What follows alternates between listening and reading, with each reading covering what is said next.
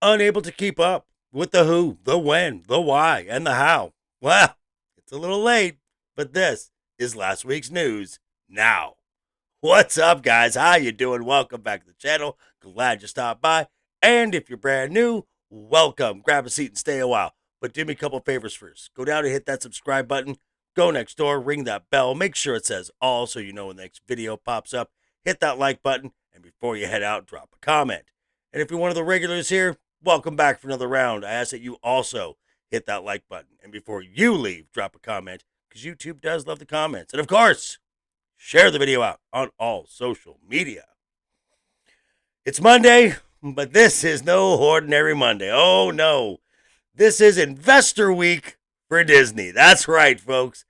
All stories today will be Disney related, as this will be the setup for the fourth fiscal quarter investor call coming up this Wednesday, which will be live streamed on Valiant Renegade channel. I encourage you all to check that out. His link will be down below in the description. And then my Friday video will be the highlights or the downfalls of that investor call. So let's just get started. All links will be down below in the description. Let's go. Okay, first story comes to us from MSN. One of the biggest questions that is going to be facing, I'm sure he's going to hear it, that being CEO Bob Iger, is the re-emergence of the investor group Trian and the head of that company, Nelson Peltz.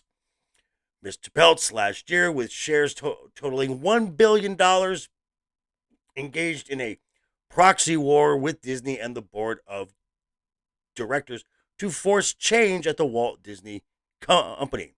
The reason why that proxy war was dropped is because Disney pretty much bent the knee.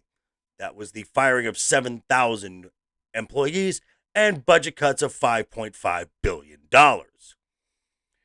Well, unhappy with other things, that being the transition out of Bob Iger and Disney's overall performance, Ike Perlmutter, the former boss at Marvel, that's right, has given the stewardship of his shares for voting power to Nelson Peltz and the Trian Fund Management, which now makes Trian at least the sixth biggest institutional investor with a share total of $2.5 billion worth. This is for one purpose and one purpose only. This is to claim not just one seat, that's going to happen, multiple seats on the board, and to force significant changes at the Walt Disney Company. It's about time.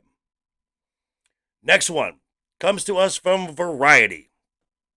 Ooh, wow. So last week it was South Park that roasted Disney and Lucasfilm. Well, Variety has come out with a scathing expose of Marvel. Basically, from the mainstream media now, it is open season and it is permissible to dunk on Disney and their tentpole IPs.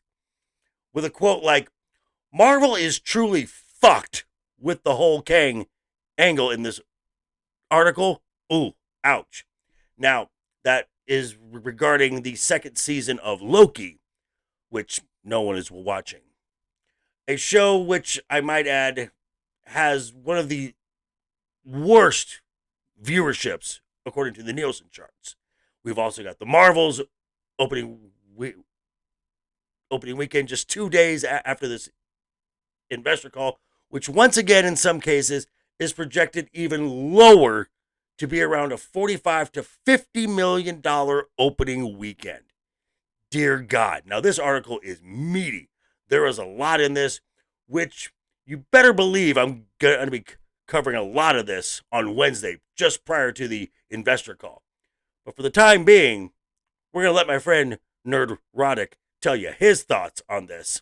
Link will be down below in the description. And finally, we got a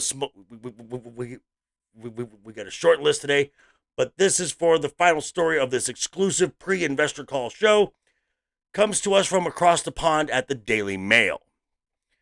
Disney's live-action Snow White, starring Rachel Zegler. Now, its original release date was set to be March 22nd of 2024, upcoming. It has now been pushed back for an entire year to March of 2025, claiming it is the actor's strike. Is it though? Is it though? As the article states, the actual reason is the bosses are doing everything to make sure that it doesn't bomb after splashing $330 million into it. You heard right. $330 million of production so far. A year delay can only mean extensive reshoots. Extensive. And we've seen some of this with some new stock footage of Rachel Zegler in her Snow White dress. And dwarves? Sure. Okay.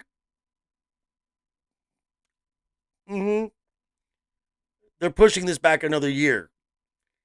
And when you finally factor in the marketing they're going to do for this film, this adds up to yet another Disney live-action tentpole film that needs to make at least $1 billion to make no money and just break even. Ouch. Tick-tock, tick-tock, Bobby, time's running out. But these are some of the stories you might have missed. Now I want to hear what you have to think down below in the comments. Check me out tonight. I will be over on Legion Talk, 7 p.m. Pacific, 10 p.m. Eastern Time for Game of Thrones Season 6, Episode 2. You can also check me out Thursday. I will be on with Roman of the Empire. We'll be talking about the wonderful film Highlander. And then Friday night again for Legion Talk, 7 p.m. Pacific, 10 p.m. Eastern, talking about the week of pop culture, and Friday night's Royal Rumble. Thanks again for stopping by, folks. Quick reminder before you head out the door, hit that subscribe button, ring that bell. If you liked the video, give it a thumbs up. If you didn't like the video, hey, thanks for sticking around this long. I appreciate that. And I will see you all very soon. Hope you had a great weekend and have a great week ahead of you, folks. And always have fun. Hashtag keep talking. And always keep that smile on your face. Toodles, Bobby.